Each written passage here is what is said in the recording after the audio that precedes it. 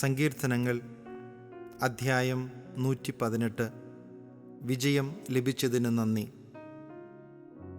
കർത്താവിന് കൃതജ്ഞത അർപ്പിക്കുവിൻ.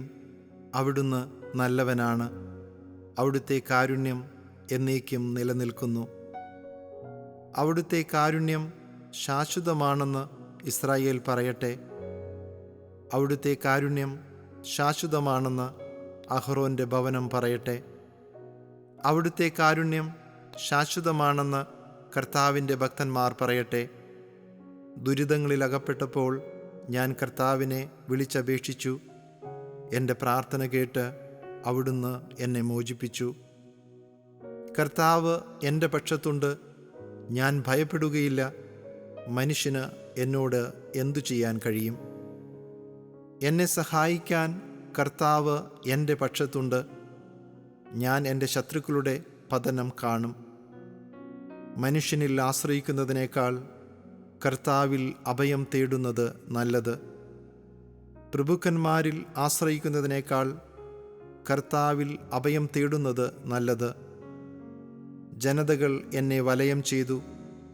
കർത്താവിൻ്റെ നാമത്തിൽ ഞാൻ അവരെ നശിപ്പിച്ചു. അവരെന്നെ വലയം ചെയ്തു. എല്ലാ വശത്തും നിന്ന് അവരെന്നെ വളഞ്ഞു.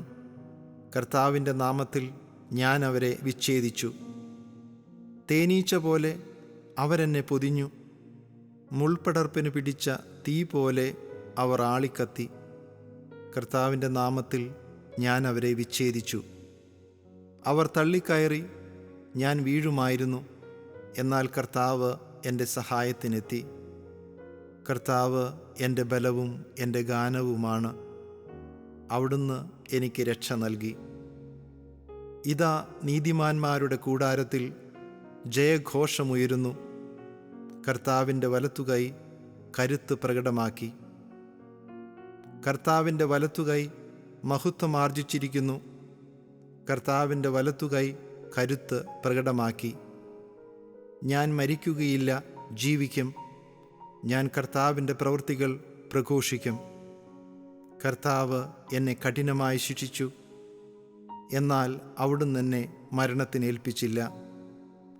നീതിയുടെ കവാടങ്ങൾ എനിക്കായി തുറന്നു തരിക.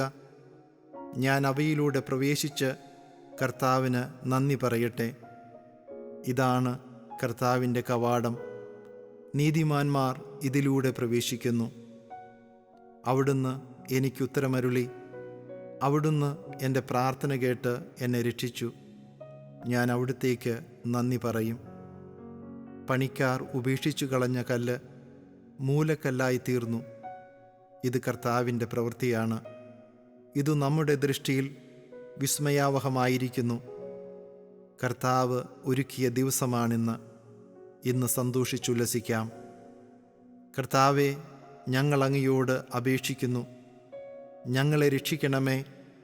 കർത്താവേ, ഞങ്ങൾ അങ്ങയോട് അപേക്ഷിക്കുന്നു.